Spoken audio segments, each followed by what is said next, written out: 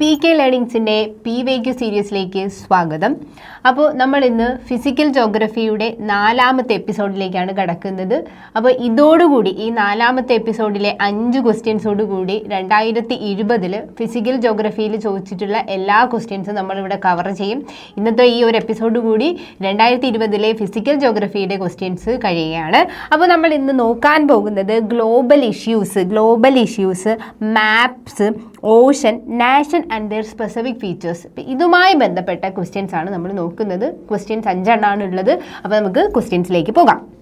Global ഇഷ്യൂസുമായി ബന്ധപ്പെട്ട അതാണ് ആദ്യത്തെ ക്വസ്റ്റ്യൻ എന്ന് പറയുന്നത്. അപ്പോൾ ക്വസ്റ്റ്യൻ നമ്പർ 1, താഴെ പറയുന്നവയിൽ ഹരിതഗൃഹവാതകം അല്ലാത്തത് ഏത് എന്നാണ് ചോദിച്ചിരിക്കുന്നത്. ഗ്രീൻ ഹൗസ് ഗ്യാസ് അല്ലാത്തത് ഏത് എന്നാണ് ക്വസ്റ്റ്യൻ. അപ്പോൾ ആൻസർ നമുക്ക് നോക്കാം. Option A helium, option B carbon dioxide, option C methane, option D chlorofluorocarbon. അപ്പോൾ ഇതിൽ ആൻസർ ഏത് എന്നുള്ളത് നമുക്ക് നോക്കാം. ആൻസർ എന്ന് പറയുന്നത് ഓപ്ഷൻ എ ആണ്.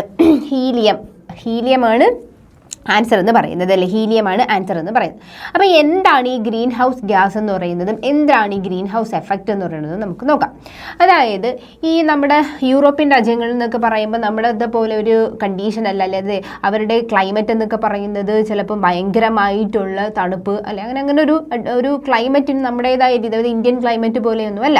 അപ്പോൾ അവർ ഈ വെസ്റ്റേൺ രാജ്യങ്ങളിൽ എന്ന് പറഞ്ഞു കഴിഞ്ഞാൽ അവരിപ്പോൾ ഈ ചെടികളെയൊക്കെ വളർത്തുന്നതൊക്കെ ആണെങ്കിൽ പോലും അവരുടെ വീടാണെങ്കിൽ പോലും എങ്ങനെയാണ് ഈ ഗ്ലാസ് കൊണ്ടാണ് ചെയ്തിരിക്കുന്നത്. അപ്പോൾ ഈ ഗ്ലാസ്സിൽ കൂടി എന്ത് ചെയ്യുമെന്ന് വെച്ച് കഴിഞ്ഞാൽ ഈ നമ്മുടെ ഇൻകമിങ് ആയിട്ടുള്ള സോളാർ റേഡിയേഷൻ, ഇപ്പോൾ സൂര്യനിൽ നിന്നുള്ള ഇൻകമിങ് ആയിട്ടുള്ള short wave solar radiation, incoming solar radiation, insolation എന്ന് പറയും. അപ്പോൾ ഈ ഇൻസോലേഷൻ എന്ത് ചെയ്യും? ഈ ഇൻസോലേഷൻ സാധാരണ നമ്മുടെ ഭൂമിയിൽ നടക്കുന്നതെന്ന് പറയുന്നത് എങ്ങനെയാണ്? ഈ ഇൻസോലേഷനെ തിരിച്ച് നമ്മുടെ ഭൂമി എന്ത് ചെയ്യും? റിഫ്ലക്റ്റ് ചെയ്യും. ഈ തിരിച്ച് റിഫ്ലക്റ്റ് ചെയ്യുന്ന ഈ റേസ്, അതായത് തിരിച്ച് റിഫ്ലക്റ്റ് ചെയ്യുന്ന ഈ ലോങ് വേവ് ആയിട്ടുള്ള ടെറസ്ട്രിയൽ റേഡിയേഷൻ എന്ന് പറയുന്നത് നമ്മുടെ ഈ അന്തരീക്ഷത്തിലുള്ള ചില ഗ്യാസസ് ഒക്കെ എന്ത് ചെയ്യും? അബ്സോർബ് ചെയ്ത് വെക്കും. അപ്പോൾ അതായത് ഈ അബ്സോർബ് ചെയ്യുന്ന നമ്മൾക്ക് ഭൂമിയിൽ ഒരു ഗ്രീൻ ഹൗസിൻ്റെ ഒരു അന്തരീക്ഷം സൃഷ്ടിക്കുക. ഇപ്പോൾ ഗ്രീൻ ഹൗസ് എന്ന് പറയുമ്പോൾ വെസ്റ്റേൺ രാജ്യങ്ങളിൽ അവർ ഇതുപോലെ ഇപ്പോൾ സൂര്യപ്രകാശം ചിലപ്പം കിട്ടിക്കഴിഞ്ഞ് കഴിഞ്ഞാൽ ഇതിനെ എന്ത് ചെയ്യും? തിരിച്ചു പോകുന്ന റേസിന് എന്ത് ചെയ്യും? അവർ ട്രാപ്പ് ചെയ്തിട്ട് ഈ ചെടികൾക്കൊക്കെ വളരാൻ ആവശ്യമായിട്ടുള്ള, അല്ലെങ്കിൽ വീടിനകത്താണെങ്കിൽ പോലും വളരാൻ ആവശ്യമായിട്ടുള്ള ഒരു ചൂട് അല്ലെങ്കിൽ ആ ഒരു സ്ഥിതി ഉണ്ടാക്കിയെടുക്കുകയാണ് ചെയ്യുന്നത്. അപ്പോൾ അങ്ങനെയുള്ള ഒരു എഫക്റ്റിനെയാണ് ഗ്രീൻ ഹൗസ് എഫക്റ്റ് എന്ന് പറയുന്നത്. അപ്പോൾ ഇങ്ങനെ സൃഷ്ടിക്കുന്ന, അതായത് ഈ ഒരു സ്ഥിതി സൃഷ്ടിക്കുന്ന ഗ്യാസുകളാണ് ഗ്രീൻ ഹൗസ് ഗ്യാസസ് എന്ന് പറയുന്നത്. ഓക്കെ, അപ്പോൾ നമുക്ക് എക്സ്പ്ലനേഷനിലേക്ക് പോകാം. ഭൂമിയുടെ ഉപരിതലത്തിൽ നിന്നും പുറപ്പെടുവിപ്പിക്കുന്ന ഇൻഫ്രാറെഡ് വികിരണം ആഗിരണം ചെയ്ത് അതിൻ്റെ ഒരു ഭാഗം വീണ്ടും ഭൂമിയുടെ ഉപരിതലത്തിലേക്ക് തിരികെ വികിരണം ചെയ്യാൻ കഴിവുള്ള വാതകങ്ങൾ. അപ്പോൾ ഇത് നമ്മളിപ്പം നമ്മുടെ ഗ്ലോബൽ ഇഷ്യൂസ് ഒക്കെ പഠിക്കുമ്പോഴത്തേക്കും, ഗ്ലോബൽ വാർമിംഗ് പഠിക്കുമ്പോഴൊക്കെ പഠിക്കുന്നതാണ് എന്താണ് ഗ്രീൻ ഹൗസ് എഫക്റ്റ്, നമ്മളെ എങ്ങനെ അഡ്വേഴ്സ്ലി എഫക്റ്റ് ചെയ്യുന്നു എന്നുള്ളതൊക്കെ. ശരിക്കും ഈ ഒരു ഗ്രീൻ ഹൗസ് എഫക്റ്റ് എന്ന് പറയുന്നത് നമ്മുടെ നോർമൽ ലൈഫിന്, അതായത് നമ്മുടെ അല്ലെങ്കിൽ ഒരു -18 ഡിഗ്രി സെൽഷ്യസിലേക്ക് നമ്മുടെ ഭൂമിയിലുള്ള ടെമ്പറേച്ചർ താഴ്ന്നു പോകാനായിട്ടുള്ളൊരു സിറ്റുവേഷൻ ഉണ്ട്. പക്ഷേ ഈ ഒരു ഗ്രീൻ ഹൗസ് ഗ്യാസസ് ഉള്ളത് കൊണ്ട് തന്നെ അവരെന്ത് ചെയ്യുന്നുണ്ട്? ഈ ഒരു ടെമ്പറേച്ചറിനെ അവർ മെയിൻറ്റെയിൻ ചെയ്ത് നിർത്താൻ, നെഗറ്റീവിലോട്ട് പോകാതെ മെയിൻറ്റെയിൻ ചെയ്ത് നിർത്താൻ അവർ സഹായിക്കുന്നുണ്ട്.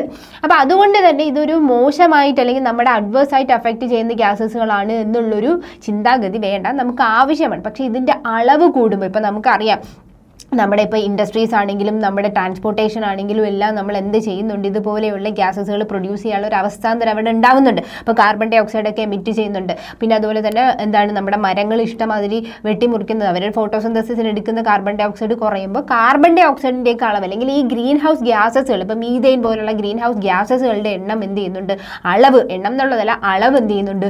കൂടുന്നുണ്ട്. അപ്പോൾ ഈ അളവ് കൂടിക്കഴിയുമ്പോൾ ഇവരിങ്ങനെ മെയിൻറ്റെയിൻ ചെയ്യുന്ന ചൂടിൻ്റെ ഇതും കൂടും. അതാണ് പിന്നെ ഗ്ലോബൽ വാർമിങ്ങിലേക്ക് പോകുന്നത്. അപ്പം ഭൂമിയുടെ ഉപരിതലത്തിൽ നിന്ന് പോകുന്ന ലോങ് വേവ് ആയിട്ടുള്ള ടെറസ്ട്രിയൽ റേഡിയേഷൻ, ഇൻഫ്രാറെഡ് വികിരണങ്ങളെ എന്ത് ചെയ്യുന്നുണ്ട്? അതിൻ്റെ ഒരു പോർഷൻ ഭൂമിയുടെ ഉപരിതലത്തിലേക്ക് തിരികെ വികിരണം ചെയ്യാനുള്ള കഴിവ്, അതാണ് ഗ്രീൻ ഹൗസ് ഗ്യാസസ് എന്ന് പറയുന്നത്. അപ്പോൾ ഇതിൻ്റെ ഫലമായിട്ട് ഭൂമിയുടെ ശരാശരി താപനില എന്ത് ചെയ്യുന്നുണ്ട്? ഉയരുന്നുണ്ട്. ഈ പ്രക്രിയയാണ് നമ്മൾ എന്തെന്ന് പറയുന്നത്. അപ്പോൾ ഇങ്ങനെ ഈ ഒരു എഫക്റ്റ് ഉണ്ടാക്കുന്നതിനെയാണ് ഗ്രീൻ ഹൗസ് എഫക്റ്റ് എന്ന് വിളിക്കുന്നത്.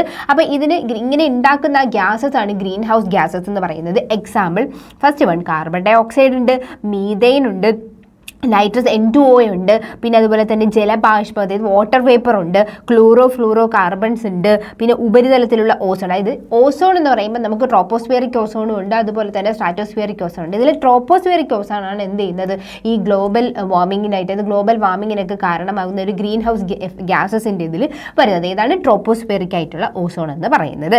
ഓക്കെ, അപ്പോൾ അന്തരീക്ഷത്തിലെ എല്ലാ വാതകങ്ങളുടെയും ഒരു ചെറിയ പങ്ക് മാത്രമാണ് ഹരിതഗൃഹ വാതകങ്ങൾ ഉൾക്കൊള്ളുന്നതെങ്കിലും അവ ഭൂമിയുടെ ഊർജ്ജ ബജറ്റിൽ ഗണ്യമായ സ്വാധീനം, ആ ഒരു എനർജി ബഡ്ജറ്റിൽ എന്ത് ചെയ്യുന്നുണ്ട്, ഈ ഒരു ഗണ്യമായിട്ടുള്ളൊരു സ്വാധീനം ഇത് ചെലുത്തുന്നുണ്ട്. അപ്പം ഈ വാതകങ്ങൾ അതായത് ഈ ഗ്രീൻ ഹൗസ് ഗ്യാസസുമായി ബന്ധപ്പെട്ട് കുറേ പ്രശ്നങ്ങൾ ഉണ്ടാകാറുണ്ട്, കുറേ നമുക്ക് അഡ്വേഴ്സ് ആയിട്ടുള്ള കുറേ കാര്യങ്ങൾ ഉണ്ടാകാറുണ്ട്. എന്താണ് അത് നോക്കുക. അപ്പോൾ ഞാൻ ഓൾറെഡി ഗ്ലോബൽ വാർമിംഗ് പറഞ്ഞു, അല്ലെ ആഗോള താപത്തിലുള്ള എന്താണ് വർധനം ഉണ്ടാകുന്നത്. അപ്പോൾ അങ്ങനെ ആഗോള താപത്തിൽ വർധനം വന്നു കഴിഞ്ഞാൽ ഒരു നമുക്ക് ചിന്തിക്കാവുന്നതേ ഉള്ളൂ, സെക്കൻഡാണ് ക്ലൈമറ്റിൽ ചേഞ്ച് വരും, അല്ലെങ്കിൽ കാലാവസ്ഥാ വ്യതിയാനം എന്ന്. അപ്പോൾ അങ്ങനെ ഒരു കാലാവസ്ഥാ വ്യതിയാനം വന്ന് ഇത്രയും ചൂടുമായിട്ട് ഇരിക്കുമ്പോഴത്തേക്കും ഗ്ലേസിയേഴ്സ് എന്ത് ചെയ്യും, ഹിമാനികൾ ഉരുകാൻ തുടങ്ങും. ഉറപ്പായിട്ട് ഈ ഒരു ഇത്രയും ചൂടിലുള്ള അല്ലെങ്കിൽ ഇത്രയും ക്ലൈമറ്റ് ഒക്കെ ചേഞ്ച് ചെയ്യുമ്പോഴത്തേക്കും ഗ്ലേസിയേഴ്സ് എന്ത് ചെയ്യും, വേഗത്തിൽ ഉരുകാൻ തുടങ്ങും. അപ്പോൾ മെൽറ്റിംഗ് ഓഫ് ദ ഗ്ലേസിയേഴ്സ് എന്ത് ചെയ്യും, സ്പീഡപ്പ് ആവും, വേഗത്തിൽ ഉരുകാൻ തുടങ്ങും. അങ്ങനെ അത് മെൽറ്റ് ചെയ്യാൻ തുടങ്ങിക്കഴിഞ്ഞ് കഴിഞ്ഞാൽ ഈ ജലം എല്ലാം കൂടി എവിടെ വന്ന് നിൽക്കും, സീയിൽ നിൽക്കും. അപ്പോൾ അങ്ങനെ എന്ത് ചെയ്യും, സീ ലെവൽ റൈസ് ആവും. സീ ലെവൽ റൈസ് ആയി കഴിഞ്ഞ് കഴിഞ്ഞാൽ സ്വാഭാവികമായിട്ട് നമ്മുടെ അടുത്തുള്ള അല്ലെങ്കിൽ ഇപ്പോൾ കോണ്ടിനെൻസിലോട്ട് കയറും, അത് നമുക്ക് ബുദ്ധിമുട്ടാകും, അത് വെള്ളപ്പൊക്കത്തിലേക്കൊക്കെ കാരണമാകാറുണ്ട്, ചുഴലിക്കാറ്റിലേക്ക്, അതായത് എക്സ്ട്രീം ആയിട്ടുള്ള വെതർ ഇവൻറ്റ്സുകൾ ഇത് നടത്താറുണ്ട്. ഇനി ഇങ്ങനെ ഒരു വെള്ളം നമ്മുടെ കോണ്ടിനെൻസിലോട്ടൊക്കെ കയറി കറങ്ങി കഴിഞ്ഞു കഴിഞ്ഞാൽ അപ്പോൾ എക്കോസിസ്റ്റത്തിനെ അഫക്റ്റ് ചെയ്യും. അതിപ്പോൾ അക്വാട്ടിക് എക്കോസിസ്റ്റം ആയാലും ടെറസ്ട്രിയൽ എക്കോസിസ്റ്റം ആയാലും എന്താണ്, എല്ലാ എക്കോസിസ്റ്റത്തിനെയും എന്ത് ചെയ്യും, ഇത് എഫക്റ്റ് ചെയ്യും. ഇനി ബയോഡൈവേഴ്സിറ്റി ലോസ് സംഭവിക്കാറുണ്ടല്ലേ, അതായത് ഈ ഗ്ലോബൽ വാർമിംഗ് കാരണം നമുക്ക് എന്ത് സംഭവിക്കും, ജൈവ വൈവിധ്യം നഷ്ടമാവുകയാണ് ചെയ്യുന്നത്. അപ്പോൾ ഇത്രയാണ് ഇതുമായി ബന്ധപ്പെട്ട പ്രധാന പ്രശ്നങ്ങൾ എന്ന് പറയുന്നത്, അതായത് ഗ്രീൻ ഹൗസ് ഗ്യാസസുമായി ബന്ധപ്പെട്ട പ്രധാന പ്രശ്നങ്ങൾ എന്ന് പറയുന്നത്. അപ്പോൾ നമ്മുടെ ആൻസർ എ ആണ്. ഏതാണ് ഗ്രീൻ ഹൗസ് ഗ്യാസസ് അല്ലാത്തത് ഏതെന്നായിരുന്നു ക്വസ്റ്റ്യൻ. അപ്പോൾ അന്നേരം നമ്മൾ ആൻസർ കണ്ടു കഴിഞ്ഞിട്ട് ഇനി ഇത് തന്നെ കൃഷിയിലും പ്രതികൂലമായിട്ട്, അതായത് അഗ്രികൾച്ചർ, അതായത് എന്തായാലും ഇപ്പോൾ നമ്മുടെ എക്കോസിസ്റ്റം ഒക്കെ നശിക്കുകയും ക്ലൈമറ്റിൽ വ്യത്യാസം വരികയൊക്കെ ചെയ്ത് കഴിയുമ്പോഴത്തേക്കും, അല്ലെങ്കിൽ ഇപ്പോൾ ചുഴലിക്കാറ്റടിക്കുകയോ വെള്ളപ്പൊക്കം വരികയോ സീ ലെവൽ റൈസ് ആകുമ്പോഴത്തേക്കും എന്ത് ചെയ്യും, ഇങ്ങോട്ടേക്ക് വെള്ളം കയറുകയൊക്കെ ചെയ്യുമ്പോഴെല്ലാം അഗ്രികൾച്ചർ ലോസ് ഉണ്ടാകാറുണ്ട്, പല അസുഖങ്ങളുണ്ടാകും, അല്ലെങ്കിൽ ഹ്യൂമൻ ഹെൽത്തിൽ ഭയങ്കരമായിട്ടുള്ള ഇഷ്യൂസ് ഉണ്ടാകാറുണ്ട്. പിന്നെ എന്താണ്, ഓഷൻ അസിഡിഫിക്കേഷൻ നടക്കുന്നുണ്ട്, സാമൂഹിക സാമ്പത്തിക പ്രത്യാഘാതങ്ങൾ, അതായത് ഇങ്ങനെയൊക്കെ സംഭവിക്കുമ്പോൾ അവിടെ നിന്ന് എന്താണ്, കുടിയേറ്റങ്ങളൊക്കെ ഉണ്ടാവില്ലേ, സാമ്പത്തികമായിട്ടുള്ള നഷ്ടങ്ങൾ ഉണ്ടാകും. അപ്പോൾ ഇതെല്ലാം എന്താണ്, ഈ ഒരു ഗ്രീൻ ഹൗസ് ഗ്യാസസിൻ്റെ ഫലമായിട്ട് വരുന്ന കുറേ പ്രശ്നങ്ങളാണ്. ഗ്രീൻ ഹൗസ് ഗ്യാസസിൻ്റെ ഗണ്യമായിട്ടുള്ള അതിൻ്റെ ക്വാണ്ടിറ്റിയിലുള്ള വർധനമാണ് ഇതിനെല്ലാം കാരണമാകുന്നത്. അപ്പോൾ രണ്ടാമത്തെ ക്വസ്റ്റ്യൻ നോക്കാം. രണ്ടാമത്തെ ക്വസ്റ്റ്യൻ മാപ്സുമായി ബന്ധപ്പെട്ട ക്വസ്റ്റ്യൻസ് ആണ്. ക്വസ്റ്റ്യൻ നോക്കാം. ധാരാതലീയ ഭൂപടങ്ങൾ ധാരാതലീയ ഭൂപടങ്ങളിലെ നോർത്തിങ്സ് ഏത് ദിശയിലാണ് വരച്ചിരിക്കുന്നത്, ഏത് ദിശയിൽ വരച്ചിരിക്കുന്ന രേഖകൾ എന്നാണ് ചോദിച്ചിരിക്കുന്നത്. അപ്പോൾ ധാരാതലീയ ഭൂപടങ്ങൾ എന്ന് പറയുമ്പോൾ നമുക്കിപ്പോൾ മാപ്സിനെ തന്നെ നമുക്കിപ്പോൾ അതിൻ്റെ കണ്ടൻറ്റിൻ്റെ അടിസ്ഥാനത്തിൽ കണ്ടൻറ്റിൻ്റെ അടിസ്ഥാനത്തിൽ നമുക്ക് ഫിസിക്കൽ മാപ്പ് എന്നും കൾച്ചറൽ മാപ്പ് എന്നും ഒക്കെ തരംതിരിക്കാം. പിന്നെ ചില എന്തെങ്കിലും ഒരു പ്രത്യേക പെർട്ടിക്കുലർ തീം ആണെങ്കിൽ അതിനെ തീമാറ്റിക് മാപ്സ് എന്നൊക്കെ പറയും. തീമാറ്റിക് മാപ്സ് എന്നൊക്കെ പറയും. ഇനി ഇതിൽ യൂസ് ചെയ്തിരിക്കുന്ന സ്കെയിലിൻ്റെ തോതിൻ്റെ അടിസ്ഥാനത്തിൽ നമുക്ക് സ്മോൾ സ്കെയിൽ മാപ്പ് എന്നും ലാർജ് സ്കെയിൽ മാപ്പ് എന്നും പറയാൻ പറ്റും. സ്മോൾ സ്കെയിൽ മാപ്പ് എന്നും ലാർജ് സ്കെയിൽ മാപ്പ്. അപ്പോൾ ഈ സ്മോൾ എന്ന വാക്കിൻ്റെ ഓപ്പോസിറ്റ് ചിന്തിച്ചാൽ, ഇത് സ്മോൾ എന്ന് പറഞ്ഞാൽ വലിയൊരു പ്രദേശത്തിൻ്റെ വളരെ ഇമ്പോർട്ടൻ്റ് ആയിട്ടുള്ള കാര്യങ്ങൾ വളരെ ഇങ്ങനെ ചുരുക്കി കൊണ്ടുവരുന്നതിനാണ് സ്മോൾ സ്കെയിൽ മാപ്പ് എന്ന് പറയുന്നത്. എന്നാൽ ലാർജ് സ്കെയിൽ എന്ന് പറയുമ്പോൾ ഇപ്പോൾ ഫോർ എക്സാമ്പിൾ ഒരു പഞ്ചായത്തിൻ്റെ എങ്ങാനും കാര്യങ്ങൾ വളരെ ഡീറ്റെയിൽ ആയിട്ട് ലാർജായിട്ട് അവിടെ വളരെ എല്ലാ കാര്യങ്ങളും ഡീറ്റെയിൽ ആയിട്ട് കൊടുക്കുന്നതാണ് ലാർജ് സ്കെയിൽ മാപ്പ് എന്ന് പറയുന്നത്. ലാർജ് സ്കെയിൽ മാപ്പ് എന്ന് പറയുന്നത്. അപ്പോൾ ഈ സ്മോൾ സ്കെയിൽ മാപ്പിൽ തന്നെ നമുക്കറിയാം അറ്റ്ലസ് ഉണ്ടല്ലേ, നമ്മുടെ വേൾഡ് അറ്റ്ലസ് ഉണ്ട്. അപ്പോൾ ഈ അറ്റ്ലസ് പിന്നെ വാൾ മാപ്പ്, ഇപ്പോൾ നമ്മുടെ സ്കൂളുകളിലൊക്കെ അല്ലെ ക്ലാസ്സിൻ്റെ ഭിത്തിയിൽ തൂക്കിയിട്ടിരിക്കുന്ന മാപ്പുകളൊക്കെ ഉണ്ട്. അപ്പോൾ അതൊക്കെ ഈ സ്മോൾ സ്കെയിൽ മാപ്പുകളിലാണ് വരുന്നത്. എന്നാൽ ലാർജ് സ്കെയിൽ മാപ്പുകളിൽ വരുന്നതാണ് എന്ന് പറയുന്നത് കഡസ്ട്രൽ മാപ്പ്. കഡസ്ട്രൽ മാപ്പും ടോപ്പോഗ്രാഫിക് മാപ്പും. ടോപ്പോഗ്രാഫിക് എന്ന് പറയുന്നതാണ് ഈ ധാരാതലീയ ഭൂപടങ്ങൾ എന്ന് പറയുന്നത്. അപ്പോൾ ഈ ധാരാതലീയ ഭൂപടങ്ങളിൽ നോർത്തിങ്സ് ഏത് ദിശയിൽ വരച്ചിരിക്കുന്ന രേഖകളാണെന്നാണ് ചോദിച്ചിരുന്നത്. ഏത് ദിശയിൽ വരച്ചിരിക്കുന്നത്, അതായത് നമുക്കിതിലൊരു പ്രശ്നം എന്നുള്ളതല്ല, ഈ ഒരു ക്വസ്റ്റ്യന് നമുക്കൊരു ചെറിയൊരു തോന്നി. അതായത് ആക്ച്വലി ഇത് വരയ്ക്കുന്നത് എങ്ങനെയാണ്, അതായത് നമുക്ക് ഈ ഫിഗർ നോക്കുമ്പോൾ മനസ്സിലാക്കും. നോർത്ത് ടു സൗത്ത് വരയ്ക്കുന്നത്, നോക്കിക്കേ, നോർത്ത് ടു സൗത്ത് ഓരോ individual line north to south വരയ്ക്കുന്നതിനാണ് ഈസ്റ്റിങ്സ് എന്ന് പറയുന്നത്. എന്താണ് ഈസ്റ്റിങ്സ് എന്ന് പറയുന്നത്? Eastings are vertical grid line that increases from west. പക്ഷേ ഇതിൽ അതായത് നോർത്തിങ്സ് വരയ്ക്കുന്നത് ഇങ്ങനെയാണ്. ഇതിൽ നോക്കിക്കേ, ഇതിൽ ഇൻക്രീസ് ആയി പോകുന്നത് 72, 73, 74 ഇൻക്രീസ് ആയി പോകുന്നത് എങ്ങോട്ട് നിന്ന് എങ്ങോട്ടാണ്? വെസ്റ്റ് നിന്നും ഈസ്റ്റിലോട്ടാണ്. നമ്മൾ ഇൻഡിവിജ്വൽ ലൈനിനെ വരയ്ക്കുന്നത് ദാ ഇങ്ങനെയാണ് വരയ്ക്കുന്നത്, ഈസ്റ്റിങ്സിലാണ് വരയ്ക്കുന്നത്.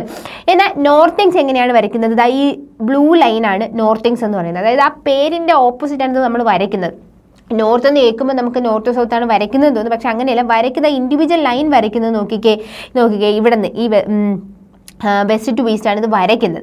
പക്ഷേ ഇതിൻ്റെ നമ്പർ ഇൻക്രീസ് ചെയ്യുന്നത് എങ്ങോട്ട് പോകും തോറുമാണ്? നോർത്തിലോട്ട് പോകും തോറുമാണ്. അത് ആ വേർഡ് ഇൻക്രീസ് ചെയ്യുന്നത്, ആ വേർഡ് കോയിൻ ചെയ്യും. അത് ആ വേർഡ് കേൾക്കുമ്പോൾ തന്നെ നമുക്കറിയാം അത് നോർത്തിങ്സ് എന്ന് പറയുമ്പോൾ 83, 84, 85 അങ്ങനെ. അപ്പോൾ ഇങ്ങനെ നമുക്കൊരു എന്ത് കിട്ടും? ഗ്രിഡ് ലൈൻ കിട്ടും അല്ലേ? ഗ്രിഡ് ലൈനൊക്കെ നമുക്ക് ഇങ്ങനെ കിട്ടും. അപ്പോൾ ഒരു പോയിൻ്റൊക്കെ നമുക്ക് ലൊക്കേറ്റ് ചെയ്യാൻ പറ്റും. അപ്പം ഇതിൽ ആൻസർ അവർ കൊടുത്തിരിക്കുന്നത് ഡി ആണ്. ഡി എന്ന് പറയുന്നത് ഏതാണ്? തെക്ക് വടക്ക് എന്നുള്ളത്. ഏത് ദിശയിൽ ആണ് എന്നുള്ളത്, അതായത് വരച്ചിരിക്കുന്ന ദിശയാണ് ചോദിച്ചിരിക്കുന്നത്. അപ്പോൾ അവർ തെക്ക് വടക്കാണ് നോർത്തിങ്സിൻ്റെ കൊടുത്തിരിക്കുന്നത്. അതായത് നോർത്ത് സൗത്ത് എന്നാണ് അവർ കൊടുത്തിരിക്കുന്നത്. അപ്പോൾ എന്താണ് ഈസ്റ്റിങ്സ് എന്ന് നമുക്ക് നോക്കാം. വടക്ക് തെക്ക്, അതായത് നോർത്ത് സൗത്ത് ദിശയിൽ വരയ്ക്കുന്ന രേഖകളെയാണ് നമുക്ക് ഈസ്റ്റിങ്സ് എന്ന് പറയുന്നത്. എന്നാൽ കിഴക്ക് പടിഞ്ഞാറ് ദിശയിൽ വരയ്ക്കുന്നതാണ് നോർത്തിങ്സ് എന്ന് പറയുന്നത്.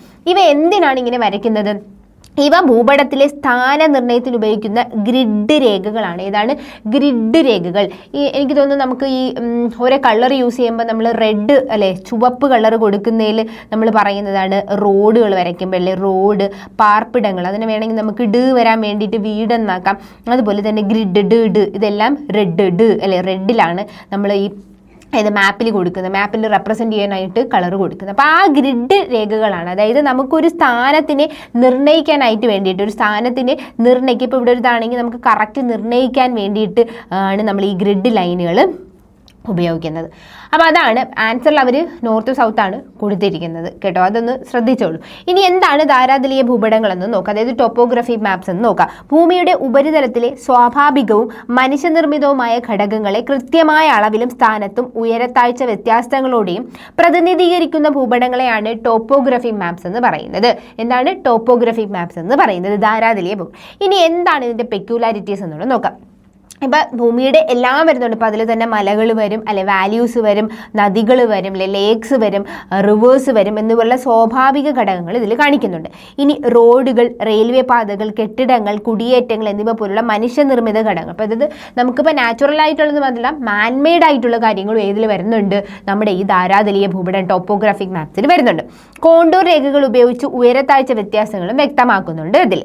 ഇനി വലിയ സ്കെയിലിൽ തയ്യാറാക്കുന്നതിനാൽ വിശദാംശങ്ങൾ വ്യക്തമായി ലഭിക്കും. അപ്പോൾ ഞാൻ പറഞ്ഞു ലാർജ് സ്കെയിൽ ഡിവിഷനിൽ വരുന്ന കഡസ്ട്രൽ മാപ്പും ടോപ്പോഗ്രാഫിക് മാപ്സും പറഞ്ഞപ്പോൾ ഈ ധാരാതലീയം എന്ന് പറയുന്നത് ഏതിൽ വരുന്നതാ? ലാർജ് സ്കെയിലിൽ വരുന്നതാണ്. ലാർജ് സ്കെയിൽ എന്ന് പറയുമ്പോഴത്തേക്കും നമുക്ക് ആ ഒരു എന്താണ് ചെറിയ ഒരു ഏരിയ തന്നെ എല്ലാം വളരെ മൈന്യൂട്ട് കാര്യങ്ങളും കൂടി വലിയ രീതിയിൽ വളരെ എക്സ്പ്ലെയിൻ ചെയ്താണ് അവർ കൊടുത്തിരിക്കുന്നത്. അപ്പോൾ അതുകൊണ്ട് തന്നെ വലിയ സ്കെയിലിൽ തയ്യാറാക്കുന്നുണ്ട്, വിശദാംശങ്ങൾ വ്യക്തമായി എന്ത് കിട്ടുന്നുണ്ട്? നമുക്ക് ഈ ധാരാതലീയ ഭൂപടങ്ങളിൽ കിട്ടുന്നുണ്ട്. ഇനി ഇത് എന്തിനൊക്കെയാണ് ഉപയോഗിക്കുന്നത് എന്നുള്ളതാണ്. അതായത് ഇപ്പോൾ മാപ്പ് നമ്മൾ എന്തിനൊക്കെയാണ് ഉപയോഗിക്കുന്നത്? നമുക്ക് പല ഫിലിമിലൊക്കെ നമ്മൾ കണ്ടിട്ടുണ്ടല്ലോ, ഈ പട്ടാളക്കാരൊക്കെ മാപ്പ് ഉപയോഗിച്ചിട്ട് അവർ എവിടെയാണ് നിൽക്കേണ്ടതെന്നൊക്കെ അവർ ഒരു പ്ലാൻ തയ്യാറാക്കുന്നതും ഒക്കെ നമ്മൾ ശ്രദ്ധിച്ചിട്ടുള്ളത്. അപ്പോൾ ഇവർ എന്തിനാണെന്ന് വെച്ചാൽ സൈനികമായിട്ടുള്ള ആവശ്യങ്ങൾക്ക് എന്ത് ചെയ്യുന്നുണ്ട്? ഈ മാപ്പ് ഉപയോഗിക്കുന്നത്. ഇനി നഗര പദ്ധതി തയ്യാറാക്കാനായിട്ട് നമ്മൾ എന്ത് ചെയ്യുന്നുണ്ട്? ഈ മാപ്പ് ഉപയോഗിക്കുന്നുണ്ട്. അതുപോലെ റോഡ്, ഡാം നിർമ്മാണം അല്ലേ, അതായത് കറക്റ്റ് ആ ഏരിയയുടെ സ്ഥലങ്ങളും ഒക്കെ അറിഞ്ഞാലാണ് എവിടെയൊക്കെ താഴ്വരയുണ്ട്, എവിടെയൊക്കെ മലയുണ്ട് എന്നൊക്കെ ആണെങ്കിൽ മാത്രമാണ് നമുക്ക് റോഡ് നിർമ്മാണമൊക്കെ വളരെ ഈസി ആക്കാൻ പറ്റുന്നത്. അപ്പോൾ ഈ റോഡ്, ഡാമിൻ്റെയൊക്കെ നിർമ്മാണം അതുപോലെ ഭൂപയോഗത്തിൻ്റെ പഠനത്തിന് വേണ്ടിയിട്ടൊക്കെ എന്ത് ഉപയോഗിക്കുന്നുണ്ട്? ഈ ടോപ്പോഗ്രാഫി മാപ്സ് ഉപയോഗിക്കുന്നുണ്ട്. അപ്പോൾ അത്രയാണ് ആ ഒരു ക്വസ്റ്റ്യൻ മാത്രമേ 2020 മാപ്പിൽ നിന്നും എന്ന് ഫിസിക്കൽ ജോഗ്രഫിയിൽ ചോദിച്ചിട്ടുണ്ടായിരുന്നുള്ളൂ. അടുത്ത ചോദ്യം ഓഷൻസുമായി ബന്ധപ്പെട്ട ഒരു ക്വസ്റ്റ്യനാണ്. ഓഷൻസിൽ അവർ ചോദിച്ചിരിക്കുന്ന ക്വസ്റ്റ്യൻ നമ്പർ 3 നമുക്ക് നോക്കാം. The irregularities on the beds of the ocean which lie submerged beneath the surface of the water. അതായത് ഇറഗുലാരിറ്റീസ് ഉണ്ട് ഓഷൻ ബെഡിലുള്ള irregularities which lie submerge beneath the surface of water. അതായത് വെള്ളത്തിനടിയിൽ സബ്മർജ് ആയിട്ടുള്ള Ocean ബെഡിൽ കാണുന്ന ചില ഇറഗുലാരിറ്റീസ് ഉണ്ട്. അതെന്താണെന്നാണ്. Option A submarine relief, abyssal floor, continental slope, continental shelf. ഇതാണ് പറയുന്നത്.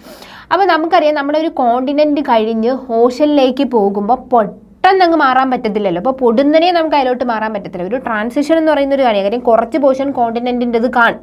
അപ്പോൾ അങ്ങനെ വന്ന് നിൽക്കുന്ന ആ ഒരു പോർഷൻ ഉണ്ട്, അതാണ് കോണ്ടിനെന്റൽ ഷെൽഫ് എന്ന് പറയുന്നത്. അതായത് ഈ ഓഷനിലോട്ട് കടക്കും മുന്നേ ഈ കോണ്ടിനെന്റിന്റെ കുറച്ചൊരു പോർഷൻ കാണും, അതാണ് കോണ്ടിനെന്റൽ ഷെൽഫ് എന്ന് പറയുന്നത്.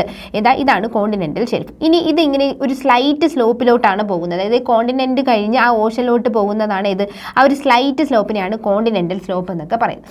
പിന്നെ അങ്ങനെ പല രീതിയിലേക്ക് ഇത് പോകുന്നുണ്ട്. അപ്പോൾ ഇതിനുള്ളിലേക്ക് വരുന്ന ഇറഗുലാരിറ്റീസ്, അതായത് ആ ഓഷന് ഉള്ളിൽ വരുന്ന ഇറഗുലാരിറ്റീസ്, അതായത് വെള്ളത്തിന് അടിയിൽ, ഇത് വെള്ളമാണെങ്കിൽ ഈ വെള്ളത്തിൻ്റെ അടിയിൽ വരുന്ന ഇറഗുലാരിറ്റീസിനെ എന്താണ് പറയുന്നതാണ് നോക്കാനുള്ളത്. നമുക്ക് എക്സ്പ്ലനേഷൻ നോക്കാം. The irregularities on the bed of the ocean that lie submerged beneath the surface of water collectively known as submarine relief എന്നാണ് പറയുന്നത്. എന്താണ് സബ്മറൈൻ റിലീഫ്? അപ്പോൾ ഇതിൽ ഏതാണ് ആൻസർ എന്ന് പറയുന്നത്?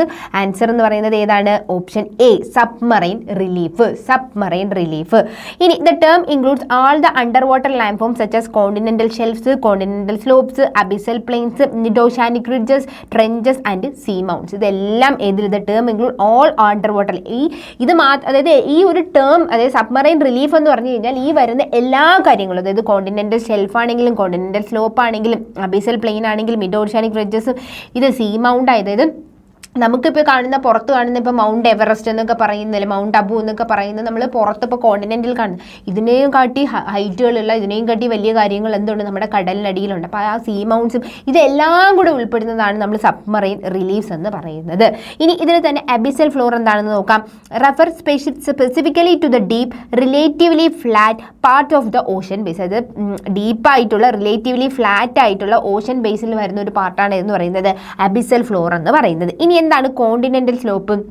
The steep slope between the continental shelf and the deep Ocean floor. ഞാൻ നേരത്തെ വരച്ച ഇതിൽ നോക്കിക്കുക, അതായത് ഇതാണ് കോണ്ടിനെന്റൽ ഷെൽഫ് എന്ന് പറയുന്നത്. കോണ്ടിനെന്റൽ ഷെൽഫ് എന്ന് പറയുന്നത് ഇതാണ് കോണ്ടിനെന്റൽ സ്ലോപ്പ് എന്ന് പറയുന്നത്. അപ്പോൾ ഈ ഡീപ്പ് ഓഷൻ ഫ്ലോറും കോണ്ടിനെന്റൽ ഷെൽഫിനും ഇടയിലുള്ള ആ ഒരു ചെറിയ സ്ലോപ്പിനെയാണ് കോണ്ടിനെന്റൽ സ്ലോപ്പ് എന്ന് പറയുന്നത്. അതിൻ്റെ ഓപ്ഷൻ സി കിടക്കുന്ന കോണ്ടിനെന്റൽ സ്ലോപ്പ് എന്ന് പറയുന്നത്. ഓക്കെ, ഇനി എന്താണ് കോണ്ടിനെന്റൽ ഷെൽഫ് എന്നുള്ളത് നോക്കാം. നോക്കിക്കേ, ഈ പിക്ചറിൽ നോക്കിക്കേ, ഇത് കോണ്ടിനെന്റൽ ഷെൽഫ്, ഇത് സ്ലോപ്പ് വരുന്നുണ്ട്, ഉണ്ടോ? സ്ലോപ്പ് വരുന്നുണ്ട്. പിന്നെ മിഡ് ഓഷാനിക് റിഡ്ജസ് വരുന്നുണ്ട്, അല്ലെങ്കിൽ മിഡ് ഓഷാനിക് റിഡ്ജസ് വരുന്നുണ്ട്, ഗയോഡ്സ് വരുന്നുണ്ട്. അങ്ങനെ ഒരുപാട് സബ്മറൈൻ റിലീഫുകളുണ്ട്. ഇതിൽ കോണ്ടിനെന്റൽ ഷെൽഫ് എന്താണ്? The shallow gently sloping submerged extension of the continent.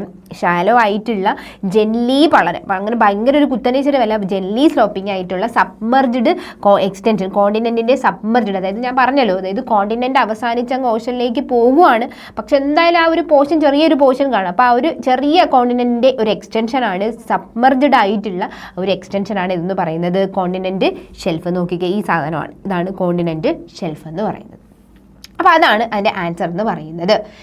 ഇനി നമുക്ക് അടുത്ത ക്വസ്റ്റ്യനിലേക്ക് കടക്കാം. ഇത് Nations and their specific features എന്ന് പറയുന്ന ഒരു ഏരിയയിൽ വരുന്ന ക്വസ്റ്റ്യൻ ആണ്. Nations and their specific features എന്ന് പറയുന്ന ഒരു ഏരിയയിൽ വരുന്നതിൽ നാലാമത്തെ ക്വസ്റ്റ്യൻസിൽ നിന്ന് നമ്മൾ നോക്കാൻ പോകുന്നത് which is the Arab country which has no desert. ഡെസേർട്ടിൽ, അപ്പോൾ നമുക്ക് അറബി കഥകൾ എന്നൊക്കെ കേൾക്കുമ്പോൾ തന്നെ മണലാരണ്യങ്ങൾ, അല്ലെ, ആ ഒരു വാക്ക് നമ്മുടെ മനസ്സിൽ വരുന്നതാണ്. അപ്പം അങ്ങനെ ഒരു, അതായത് ഡെസേർട്ട് ഇല്ലാത്ത ഒരു അറബ് കൺട്രി ഏതാണെന്നാണ് ഈ ഒരു ക്വസ്റ്റ്യൻ. അപ്പോൾ option A Kuwait, UAE, Tunisia, Bahrain. ഇത് 2020 ഒരു online exam, fireman driver cum pump operator, ആ ഒരു എക്സാമിൻ്റെ, ഓൺലൈൻ എക്സാമിൻ്റെ ഒരു ക്വസ്റ്റ്യൻ ആണ് ഇതെന്ന് പറയുന്നത്. അപ്പോൾ നമുക്ക് ആൻസറിലേക്ക് കടക്കാം. ആൻസർ എന്ന് പറയുന്നത് ഓപ്ഷൻ ഡി ആണ് വരുന്നത്.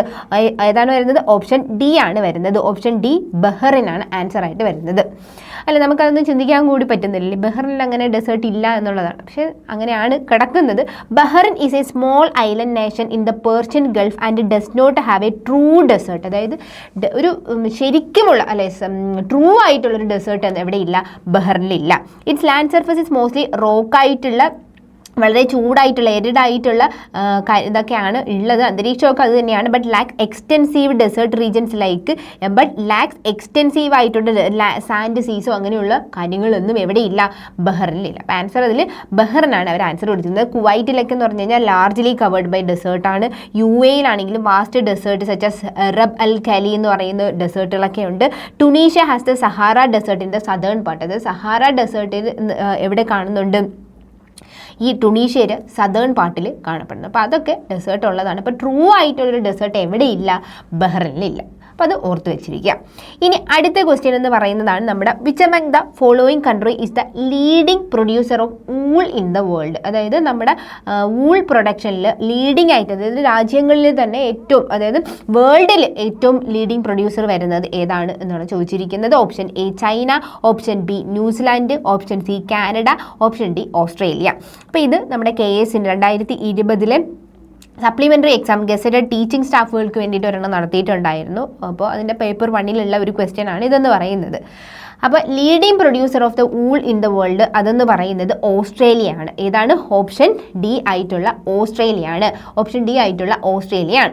അപ്പോൾ ഓസ്ട്രേലിയ എന്ന് പറയുന്നത് world's leading producer of wool, especially fine merino wool due to its അതായത് നമുക്കറിയാം ഓസ്ട്രേലിയക്ക് നമുക്ക് ഏറ്റവും അറിയാവുന്ന കങ്കാരു ആണ്. പക്ഷേ ഈ കങ്കാരു ഒക്കെ ഓടി നടക്കുന്ന ആ ഒരു ഗ്രാസ് ലാൻഡ് നിങ്ങൾ ശ്രദ്ധിച്ചിട്ടുണ്ടായിരിക്കും. ആ ഗ്രാസ് ലാൻഡ് എന്ന് പറയുന്നതും അവിടുത്തെ ഒരു സ്യൂട്ടബിൾ ക്ലൈമറ്റ് എന്നൊക്കെ പറയുന്നതും ഈ ഒരു ഷീപ്പ് പോപ്പുലേഷനിൽ നല്ല വർധനവുണ്ടാകും. അതായത് ഷീപ്പിൻ്റെ പോപ്പുലേഷന് ഫേവറബിൾ ആയിട്ടുള്ള ഒരു കണ്ടീഷനാണ് എവിടെ ഉള്ളത്?